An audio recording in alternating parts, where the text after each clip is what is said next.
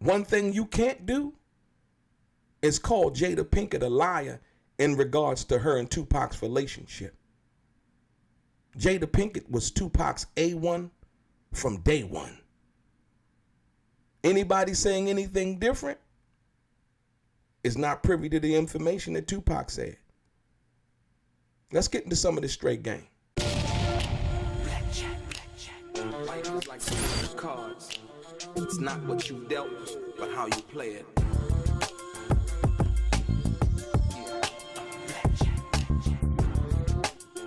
Play each situation correctly. I remember they used to laugh at a brother. Welcome back, guys. Welcome back. It's your boy DELRAY, Richardson, platinum artist, platinum songwriter, Straight Game TV. Thank you for tuning in. I appreciate your time. Do me a favor.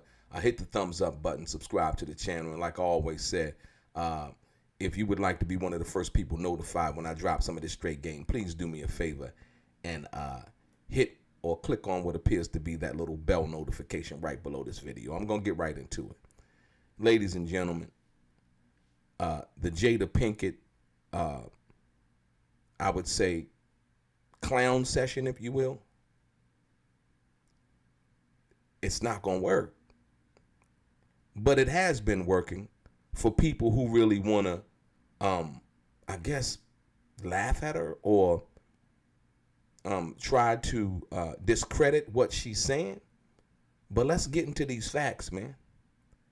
Most people, speaking on Jada Pinkett, a lot of them have never even met Tupac. Didn't even know him, right? And the sad part about it is, from that perspective, Jada Pinkett was Tupac's A1 from day one, right? We can go back to the Baltimore School of the Arts.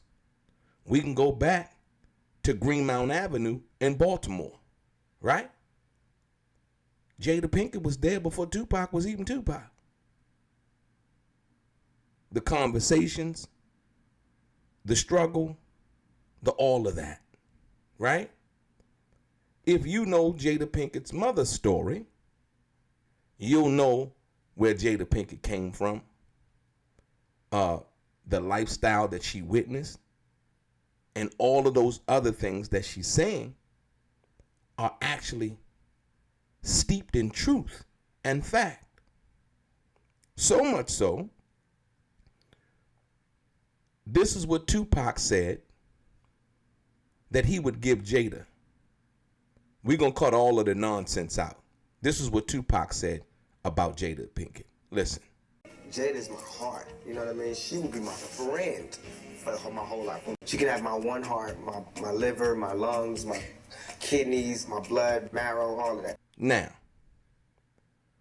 when we deal with those facts and truth from Tupac's mouth himself, a lot of the people talking about Jada Pinkett and how she's lying, or how she's creating stories and all of these other things, right, can only hope or wish, right, that they had somebody in their life like Tupac felt about Jada and how Jada felt about Tupac. And this is not based on, Tupac having money and Jada being broke. Let's be clear. Jada made it up her way, her own self, was doing her own thing, right? If I'm not mistaken, Jada Pinkett was the one who pitched to the producers and people on A Different World to have Tupac on the show. We could only wish that we could have a friend like Jada Pinkett. There was a video that was made the other day, right? And by some girl, some young lady, and I witnessed it on DL Hughley's Instagram. Jada's lying, and I have the timeline to prove it. Jada is currently on her Pay Attention to Me tour, and she is making all these wild claims, including that Tupac proposed to her while he was at Rikers. Really?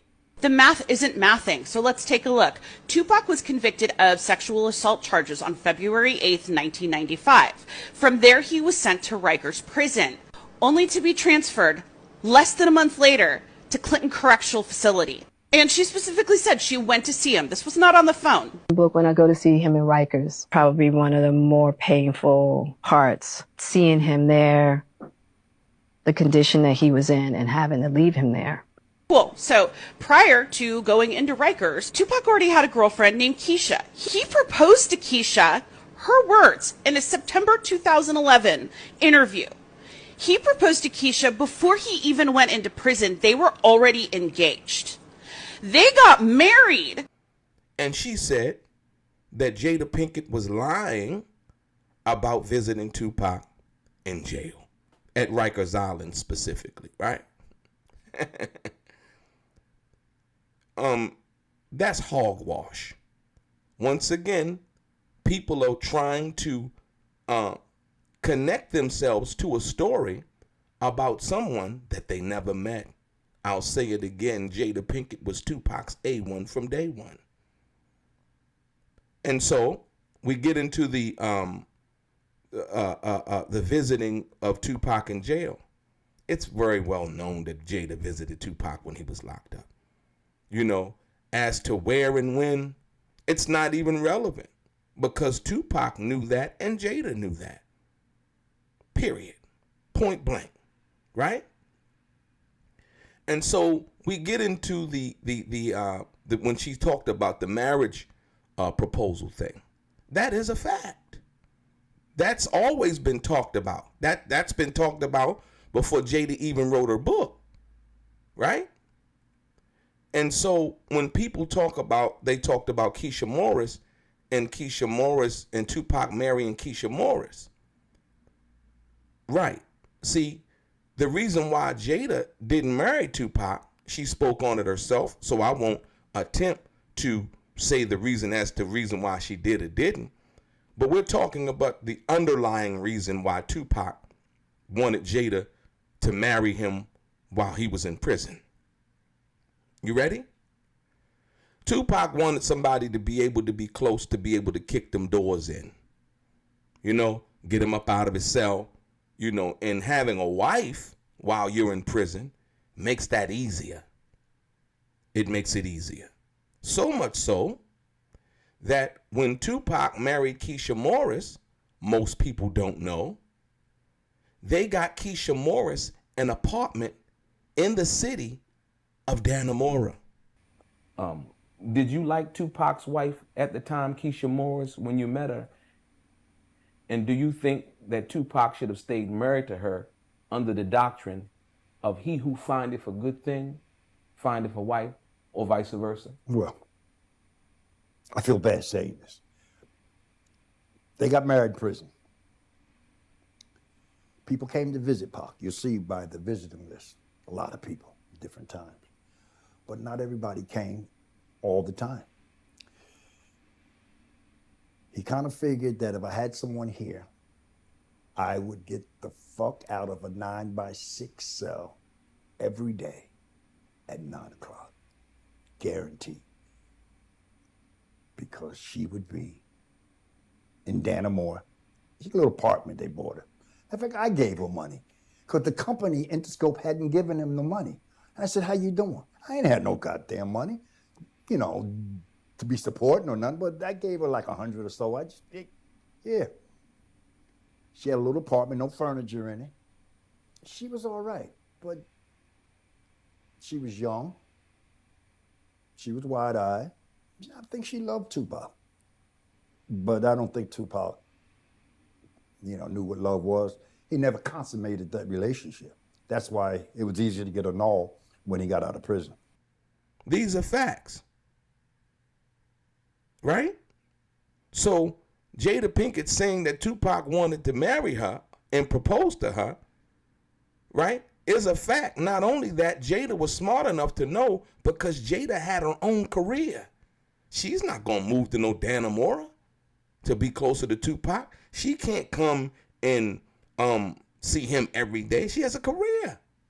She has a life, right? So therefore, that wouldn't be feasible for her to be able to do that or to want to do that from that perspective, even though she loved Tupac. Once again, Tupac said how he felt about it and what he would give her. These are the facts, y'all.